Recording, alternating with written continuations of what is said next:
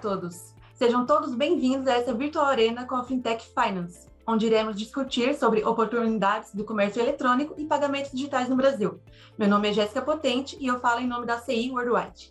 Olá a todos, eu sou Adriano Frank, é um grande prazer estar aqui e participar desse painel. E eu sou o Principal Executive para novos negócios aqui da ACI. E realmente é um prazer estar aqui com vocês e compartilhar com esse painel com o Alexandre. Olá a todos, gostaria de agradecer o convite de participar aqui no podcast. Eu sou Alexandre Rício, sou vice-presidente de Operações, Finanças e Tecnologia no Inter, que é uma plataforma digital, um super app aqui no Brasil. Obrigado. Sabemos que o Brasil é o líder na América Latina quando se trata de comércio eletrônico. Como isso mudou a indústria de pagamentos no Brasil? Você poderia abordar um pouquinho esse assunto, Adriano, por favor? Sem dúvida, Jéssica. O Brasil, ele de fato, né, ele é um dos principais atores aí, ele está trazendo um protagonismo muito grande para a nossa região quando o assunto é e-commerce, né, principalmente pelo tamanho, pelo porte do nosso país em representatividade de PIB, né, com mais de 50% aí, frente a todos os outros, e muito longe do segundo colocado. E o crescimento que o nosso país está prevendo, né, de acordo inclusive com algumas projeções aí dadas por estudos, é de pelo menos 22%, né, sobre o ano anterior, e sem dúvida alguma trazem muitas oportunidades para a nossa indústria, principalmente em função de estarmos aí inseridos em uma jornada bastante relevante, né, de todo o processo do e-commerce, que é o pagamento. Então, a gente vai assistir aí ao longo dos próximos anos uma continuidade de crescimento, né, de acordo com a minha visão, e obviamente o trabalho que nós, né, da indústria, tanto na questão de aceitação de credenciadores, de bandeiras, de métodos de pagamento e, sobretudo, também o próprio Banco Central, com seu papel de regulador, tem aí uma tarefa bastante difícil de criatividade e de implementação de novas features, né, que trazem tanto para o usuário final quanto para quem está do outro lado da jornada, que são os varejistas, né, os comerciantes, a segurança, a comodidade e todo o processo de conveniência, né, que o pagamento tem que trazer de forma fluida, transparente. Eu concordo com os pontos do Adriano. Eu acho que a gente viveu nos últimos anos uma transformação enorme no mercado de e-commerce, né? Então, especificamente o Inter, né, nós, até 2019, nós não tínhamos e-commerce. A gente começou esse projeto em 2019. Então, por que nós começamos isso? A gente tinha payments, a gente tinha um aplicativo bancário com fluxo de clientes muito grande, muita transação. A gente achava que existia uma oportunidade de colocar dentro do nosso aplicativo, até aquela época, bancário, essa parte de e-commerce, através de um shopping, com várias modalidades de compra. E a própria pandemia, ela veio e ela forçou o consumidor a usar de forma muito mais intensa essas plataformas de e-commerce, o que, de alguma forma, catalisou o nosso crescimento. Então, para você ter uma ideia, só estou construindo a história em cima do que a gente fez para poder chegar na resposta, mas a gente saiu de mais ou menos 120 milhões de vendas pré-pandemia 2019 para perto de 4 bilhões em vendas em 2021. Então, a gente vê um crescimento exponencial dirigido ali por mudança de comportamento e por várias novas formas de pagamento e um omnichannel que se torna cada vez mais realidade. Então, falando um pouco de oportunidades, né? Eu acho que tem muita coisa omnichannel que a gente vai começar a ver mais. Então, eu acho que experiências que a gente começa a ver fora do Brasil de forma um pouco mais intensa, onde de repente eu faço um check-out no meu celular, mesmo estando presencialmente no estabelecimento. Ali você começa a ter um real omnichannel acontecendo. Acho que isso é uma grande oportunidade.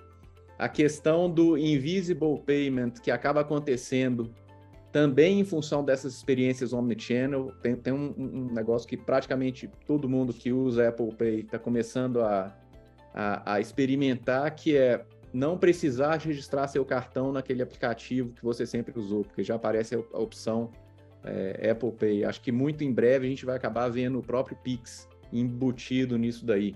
Então, acho que tem muita coisa para poder simplificar a experiência do cliente. Acho que a distância entre querer ter e executar uma compra, ela vai se reduzir muito via essa experiência, o que vai ser um ganho aí para todo mundo, à medida que a gente evolui. Alexandre, sabemos que os pagamentos parcelados, né, Buy Now, Pay Later, sempre foi um grande sucesso no Brasil. Você poderia comentar por que ele é tão utilizado aqui? Eu acho que a gente tem uma questão cultural muito forte. Então, se a gente olha para trás, e, eu tenho 41 anos, então eu vi bastante a experiência dos brasileiros com cheque pré-datado. Então, a gente ia ao shopping, não existia ainda parcelado sem juros, mas existia o cheque. Então, eu deixava lá 10 cheques. Tem até um vice-presidente aqui no Inter que tem um negócio de varejo também, e ele fala que dentro da empresa ele tinha caixas de sapato cheias de cheques pré-datados, função de tanto cheque pré-datado. O que é o cheque pré-datado? Era o Buy Now, Pay Later em papel. No Brasil, a gente conseguiu criar o Buy Now, Pay Later via o parcelado sem juros, parcelado lojista ali, né?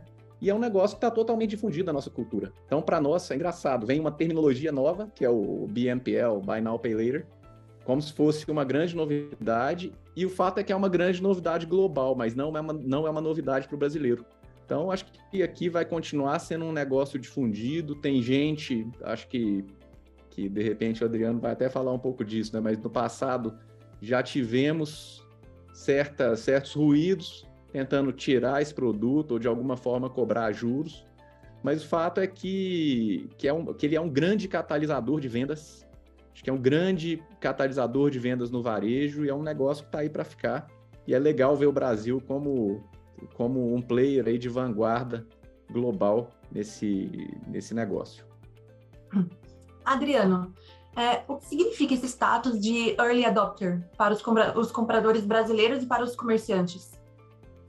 Sem dúvida, Jéssica, um dos pontos tocados aí pelo Alexandre, em que eu concordo em gênero, número e grau, é essa familiaridade, né, que os brasileiros têm já com esse conceito, né, do crediário, do cheque pré-datado. Eu vou mais além ainda, né, meu pai sempre foi comerciante também, ele soltava duplicata, né, ou seja, era um negócio que não tinha nem lastro, você tinha que soltar um pedaço de papel, o cara assinava e tinha que te pagar em algumas parcelas. E, obviamente, com essa evolução de boleto e tudo mais, foi cada vez sumindo e se transformando em um meio de pagamento eletrônico. Mas, olhando assim pelo espectro de todo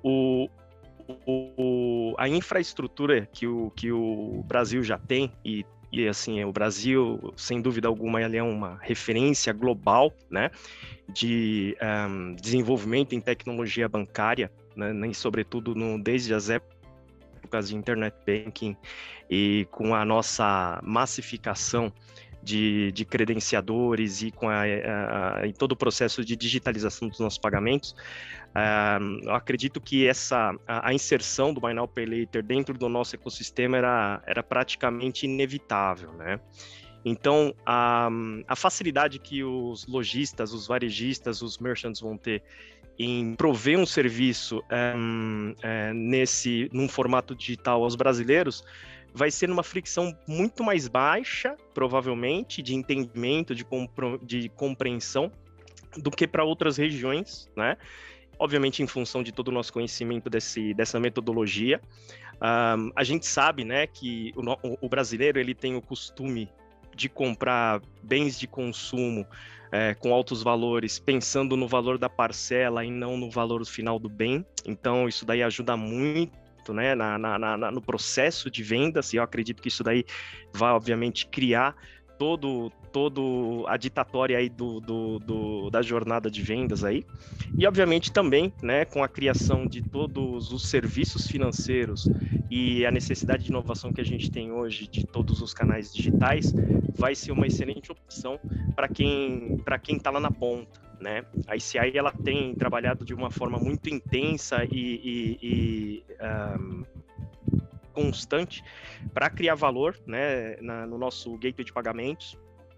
A gente tem aí um gateway global, agnóstico e que busca trazer sempre comodidade para o usuário final e, obviamente, para o merchant e para os estabelecimentos colocarem a menor fricção possível. E a nossa oferta, né, que se chama ICI Pay After, já tem convênios firmados em todo o mundo, né, aqui no Brasil também, né, a gente já tem essa opção de checkout. E dentro de todo o ecossistema, onde a gente inclui não só a parte do pagamento também, né? E é uma parte muito importante nessa jornada do Buy Now, Pay Later, é a habilidade que a gente oferece na ponta com as nossas soluções de prevenção à fraude, né? Que ajudam a fazer uma análise prévia de quem você está concedendo crédito e, obviamente, oferecer taxas muito melhores, né? Condições muito melhores de parcelamento. E, sem dúvida alguma, também a possibilidade dele concatenar métodos de pagamento, né? Ou seja, você pode pagar com o seu cartão de crédito, com Pix e algum saldo residual, você pegar um empréstimo através de um parceiro de Buy Now, Pay Later e complementar essa jornada de compras. Adriano, sabemos que os consumidores não querem pensar como eles pagam. Então, o que significam essas exigências para os comerciantes e as credenciadoras?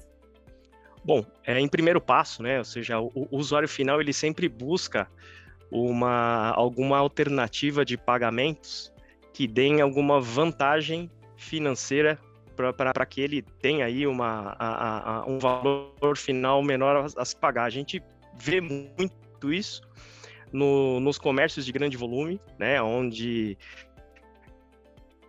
quando você oferece um pagamento via cédula, um pouco de redução das taxas de transação, né, que você acaba pagando para as credenciadoras.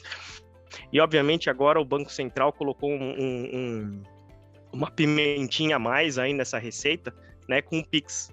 Então, eu acredito que a jornada que todos os consumidores buscam é trazer uma vantagem competitiva financeira para ele no pagamento, né? Ou seja, o método que oferecer o menor valor possível, ali algum rebate, né? E, sobretudo, com segurança, né?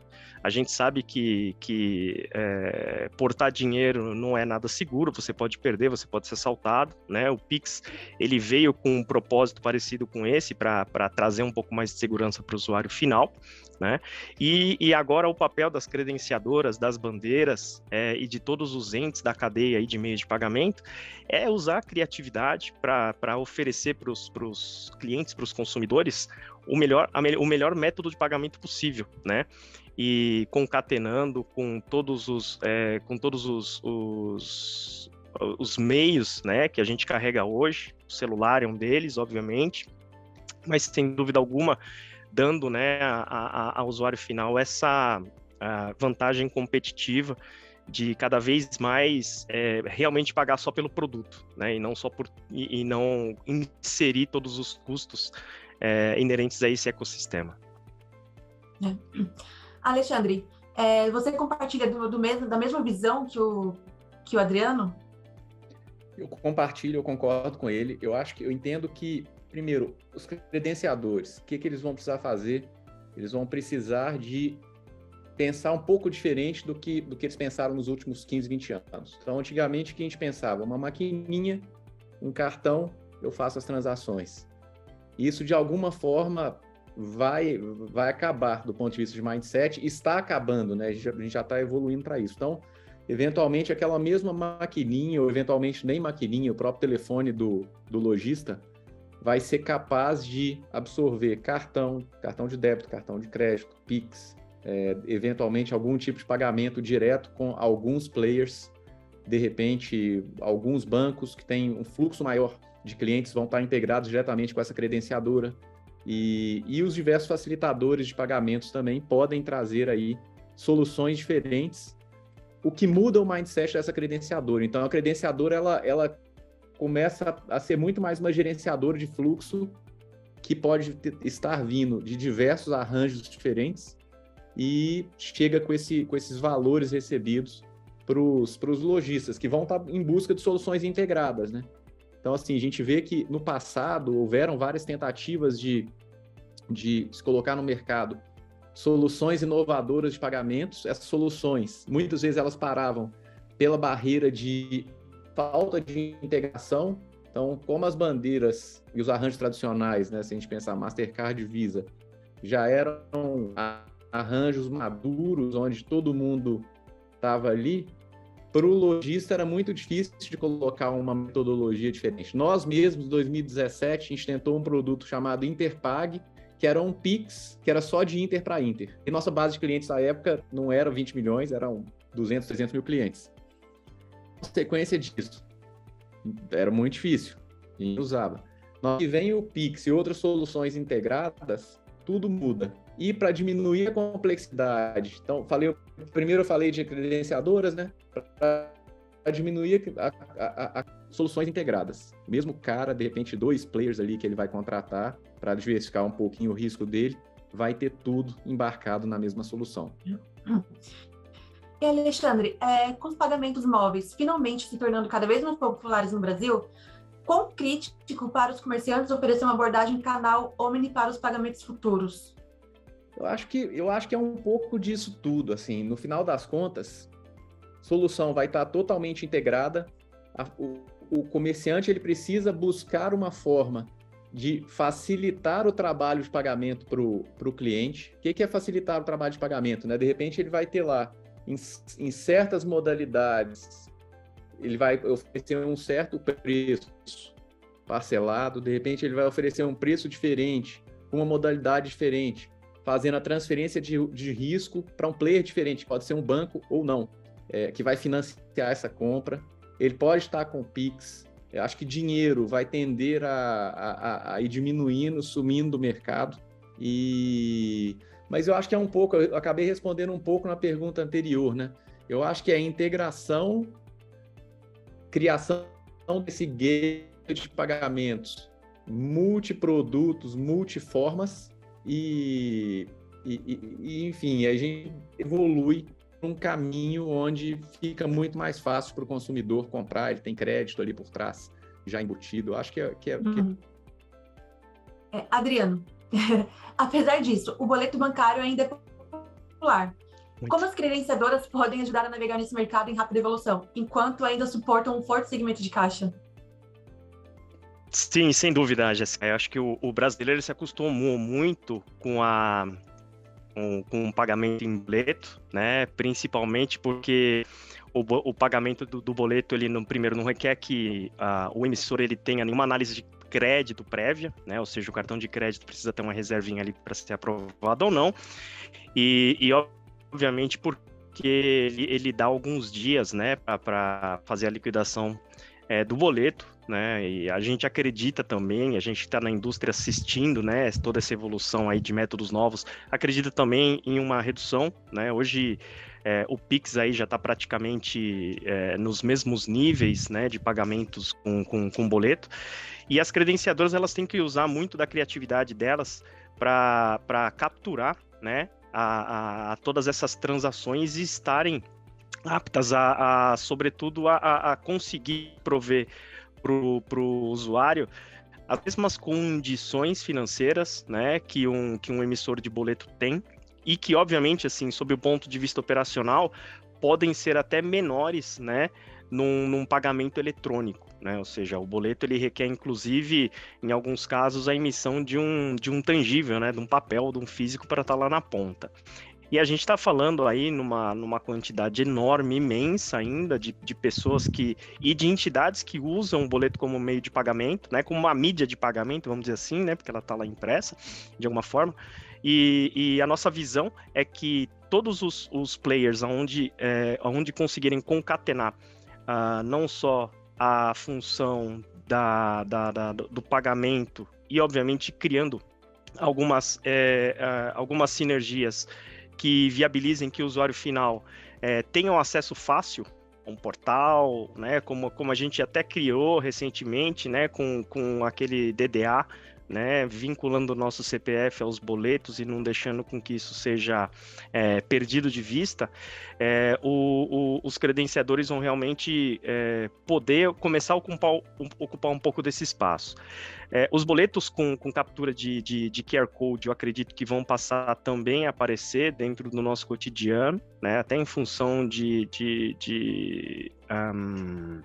prevenção a fraudes, né? Ou seja, o Pix impresso num boleto, emitido num boleto ali, ele tem um pouco mais de garantias ali do que a impressão de um código de barra só, né?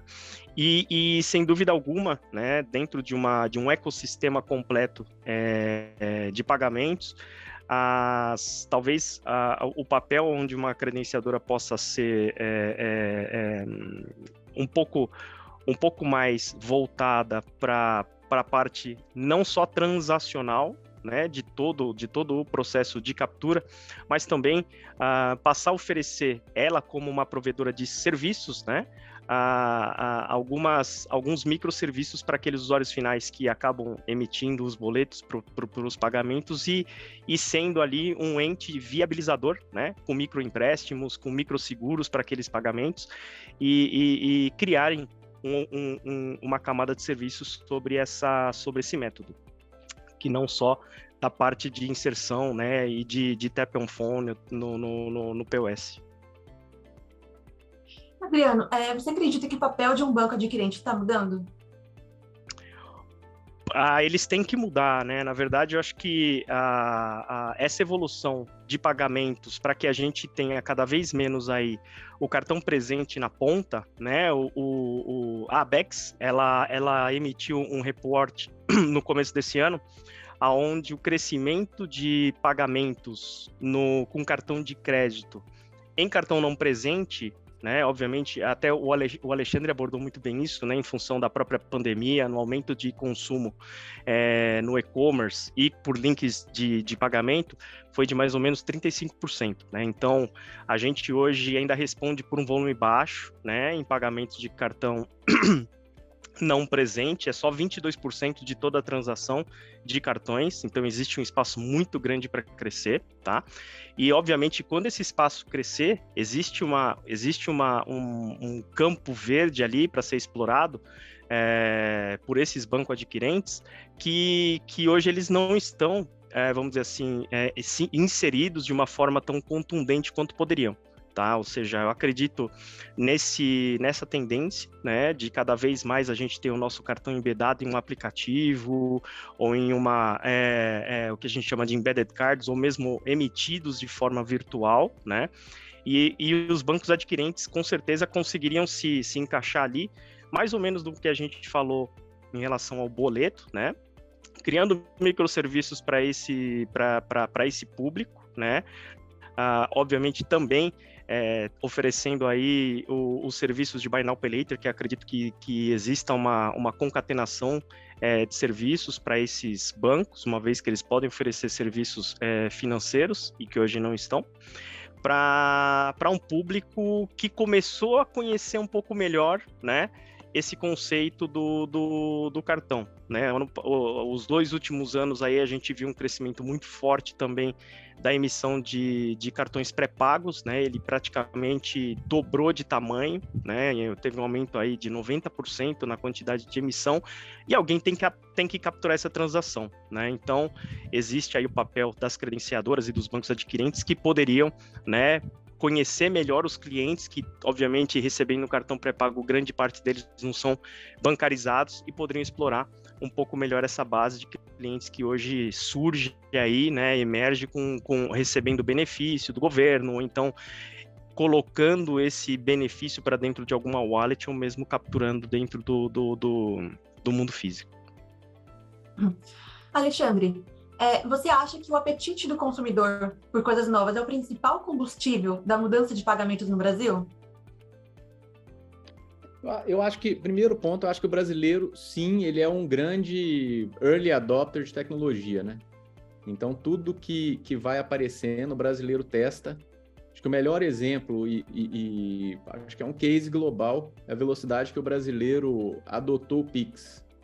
E então a gente saiu de, esse produto não tem ainda 2 anos que ele existe, ele está totalmente inserido na nossa cultura e é simplesmente impressionante, né? E agora, eu acho que o brasileiro, além disso, né? Então, ele é um early adopter, mas ele é um early adopter de facilitação também da vida, né? Então, tudo que vai aparecendo, que vai facilitando a vida, ele vai aderindo, vai pegando, vai andando rápido. Então, acho que assim, a gente está no mercado certo. A gente está no mercado certo. O brasileiro adota as tecnologias de forma super rápida. Agora, as tecnologias vêm com riscos, né? Então, a gente tem que ficar de olho nesse negócio o tempo inteiro. A gente vem com... Então, assim, o consumidor vem, ele faz a adoção rápida. A gente tem que ficar de olho o tempo inteiro nessa parte de fraudes para poder fazer o combate a tudo que vai acontecendo na hora que a gente traz novas tecnologias. Mas eu acho que sim, o brasileiro ele gosta e a consequência disso é que as empresas investem para poder trazer as novas tecnologias. Alexandre, por falar em fraude, quais são os níveis de fraude no Brasil? E os consumidores estão cientes dos desafios? Não, acho que o Brasil, e acho que o Adriano depois vai compor até melhor que eu aí, que ele está super inserido isso aí, falou um pouco mais cedo, né? Mas o Brasil é um país recorde de fraude, acho que a gente tem um problema praticamente estrutural, um problema também de impunidade, é super difícil punir fraudadores. Eu acho que hoje, infelizmente, você tem, enfim, quase que uma indústria, quase não, né? Uma indústria super bem estabelecida, com altíssima competência, trabalhando nisso.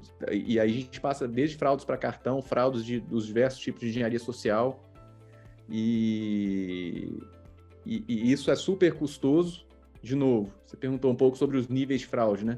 Os níveis de fraude aqui são super altos, o que também é uma oportunidade de negócios, né? Então tem muita empresa no Brasil se especializando nisso daí e ficando boa, mas o ponto temos que ficar alertas, temos que achar soluções para poder proteger os nossos negócios e proteger os nossos consumidores, né? Acho que também tem um papel aí das empresas em defender o consumidor para poder ter certeza que ele também não tem uma perda financeira aí, mas é um desafio, viu, Jéssica? Acho que é um desafio diário para todo mundo que trabalha nesse segmento nosso. Adriano, qual a sua visão sobre isso? Eu estou absolutamente em linha com o Alexandre, gostei muito da abordagem dele ali, da visão que ele trouxe. Realmente, a gente tem um déficit estrutural, né, no Brasil em relação à questão da prevenção à fraude, né? Ele salientou e com maestria disse que o Brasil realmente é o país com maior índice de fraudes aí, né, no mundo, e a gente estava comentando um pouco sobre e-commerce no começo, né? Então, até tive acesso ao Prime Time for Real Time, né, que é a própria CI quem prepara, e a gente trouxe um levantamento da indústria do Brasil, que a gente tem aí mais ou menos 46% de todas as fraudes que acontecem em função do descuido do cardholder, né, a gente chama do cardholder, do portador do cartão, de cuidar das suas informações, né, transacionais, ou seja, cuidar daquele número do cartão com o CVV e guardar isso daí com um pouco mais de cuidado para evitar que as engenharias sociais, aí, como o próprio Alexandre trouxe, acontece de uma forma muito recorrente aqui no nosso país, viabilizem principalmente compras online indevidas com esse cartão. A taxa de chargeback aí dos nossos marketplaces, elas são imensas, né? E eu li num report de uma das empresas aqui do Brasil que fazem prevenção à fraude no e-commerce, que no ano passado a mensuração de prejuízos, né, foi de mais ou menos 5,6 bilhão de reais, né, nesse processo todo de compras online, e realmente é uma indústria, né? O Brasil, ele criou empresas especializadas em KYC, em identificação, né? Ou seja, são as ID Techs, né? As famosas ID Techs, e obviamente as empresas de varejo, né? Elas também criaram células internas para fazer todo um processo, né, de jornada pro que a gente chama de Know Your Customer, né? Ou seja, ter um pouco mais de segurança em todo o processo de enrollment do usuário, né, de colocar o usuário para dentro da base e passar a vender com confiança, né? E isso está ligado diretamente, né? Infelizmente, e toda essa jornada de dificuldade em função da questão da fraude está ligada com o abandono do carrinho, né? Ou seja, quase que 1/3, né? O Brasil ele está dentro daquela média de 77% dos carrinhos abandonados, ou seja, de 100% das pessoas, 77% delas abandonam o carrinho em algum momento e não fazem o checkout com compra, né? E o processo de checkout, né? Ele responde por 1/3 desses 77%. Então, o processo de conhecer bem o cliente em função de você vender e não ter uma operação fraudada, uma operação com fraude, ela é muito importante, tanto no mundo físico quanto no e-commerce, e para os dois lados, tanto para o merchant quanto para o próprio consumidor, né? E a gente trabalha muito fortemente nesse aspecto dentro de vamos dizer assim, de um ecossistema, não só nos processos de cartão não presente, né? A ACI ela tem aí, junto com o gateway de pagamento inserido, um processo de prevenção à fraude global, né? Ou seja, a gente coloca as melhores práticas de prevenção à fraude com todas as regras aí de mercados, desde mercados muito maduros a mercados muito desafiadores como o nosso, né? E com isso a gente devolve um pouquinho de tranquilidade para os nossos usuários, né? Para os usuários dessas plataformas, melhorando um pouquinho aí o processo de aceitação e diminuindo todo o processo de chargeback, né? Então, estou bem em linha. O nosso papel aqui com o provedor de tecnologia é sempre buscar trazer soluções que diminuam drasticamente, aí vamos dizer assim, a fricção nesse processo de compras, né? A gente sabe quão crítico é manter um cliente dentro da loja e, sobretudo, fazer com que ele clique o pagar, né? Para poder finalizar a compra. Então, a gente vem construindo todas as nossas soluções aí baseando-se em tecnologias de diversos parceiros, com diversas funcionalidades transparentes, né, frictionless, e que tragam esse valor, né, para todos os nossos clientes, com segurança, com credibilidade e, sobretudo, também com robustez, né, inclusive para o Pix, né, a gente já tem aí alguns cases onde a gente consegue monitorar transações em tempo real e que, obviamente, para o usuário final é um alento, né, principalmente porque o Pix, ele tem, embora ele já tenha aí um mecanismo de devolução previsto nas funcionalidades, né, é um trabalho a mais que o usuário vai ter e que a gente quer prover para os nossos clientes aí, tirar essa dor de cabeça da frente deles. Adriano, qual é o futuro das credenciadoras, dos comerciantes e dos pagamentos digitais no Brasil? Olha, Jéssica, eu acredito que a visão que deva ser compartilhada para esses setores é que existe um espaço muito grande para ser explorado, né? O Alexandre trouxe para nós aí o mundo mobile e realmente o Brasil ele está muito desenvolvido, né? A gente tem aí uma penetração do celular na população brasileira em quase 2 por cidadão, e se a gente colocar isso daí no mundo de população economicamente ativa, deve dar uma penetração bastante interessante, né? Então, acredito que a função de credenciador, de bandeira, de emissor, o nosso papel, inclusive, como fornecedor de soluções de pagamento, tem que realmente focar o mobile first, né, com soluções que sejam transparentes para o usuário final, né, e de novo voltando para aquela questão da experiência de compra, de abandono de carrinho, né, aquele processo todo de quando você está fazendo um pagamento, se troca uma tela, se cria uma insegurança, né, a gente realmente tem que trabalhar em jornadas que o usuário não perceba essa transição, tá? E, obviamente, desenvolver soluções que criem uma concatenação aí entre o cotidiano, né, do usuário e, sobretudo, os novos comportamentos de venda, né, e de compra, que estão muito ligados, por exemplo, hoje, às redes sociais, né? O Alexandre mencionou ali que o Brasil, o brasileiro, né, ele é um povo muito aberto e ávido a usar novas tecnologias, a inserirem-se em novas redes sociais, né? Não vai ser do seu tempo, talvez o Alexandre ainda lembre, mas o Brasil foi um dos maiores ou a maior comunidade do Orkut no mundo, né? A gente hoje continua configurando como um dos maiores usuários de rede social, né? A gente tem aí o WhatsApp, tem mais de 160 milhões de usuários no Brasil, o Facebook com quase 120, o Instagram também com quase 120, o TikTok vindo com tudo, né? E olhando-se pelo tempo de vida que ele tem, pela quantidade de usuários, acho que ele está batendo 80 milhões de usuários só no Brasil. São mídias onde nós, como entes de soluções de pagamento, a gente não pode desprezar em prover solução, em prover tecnologia, dado que a comunidade que eles hoje lideram, né, são praticamente todas maiores do que a base de grandes bancos, né? Acredito que aí só o TikTok deva dominar aí, talvez, os 2 maiores grandes bancos do Brasil juntos, né?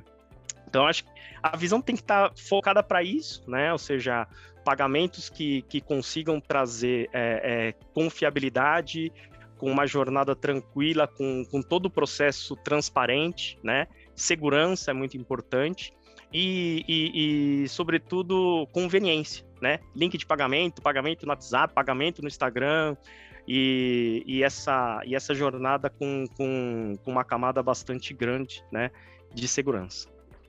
Alexandre, você gostaria de acrescentar algo? Gostaria sim. Eu acho que assim, a gente trouxe uma abordagem, acho que do ponto de vista de mercado, acho que eu sigo aqui o que o Adriano falou, não adiciono nada. Mas eu acho que a gente trouxe uma abordagem um pouco diferente para esse futuro aqui no Inter, que eu acho que é válido compartilhar. O que a gente fez? Comentei que em 2019 a gente lançou o nosso e-commerce. E o que a gente enxergava, né? A gente entendia que existia um risco assimétrico entre credenciadoras, bancos e, eventualmente, lojistas, onde os bancos levavam uma parcela pequena das receitas dessa transação que estava acontecendo numa eventual compra, que é o que eles chamam de intercâmbio, né?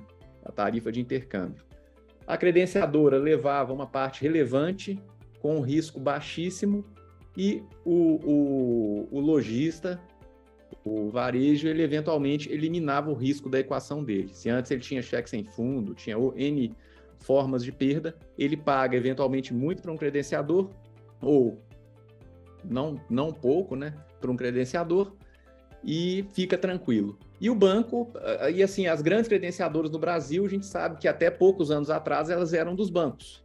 Então, de certa forma, o valor estava ali, e foram identificadas oportunidades por credenciadoras que vieram ao mercado e cresceram muito. Tem N exemplos aqui no Brasil de muito sucesso.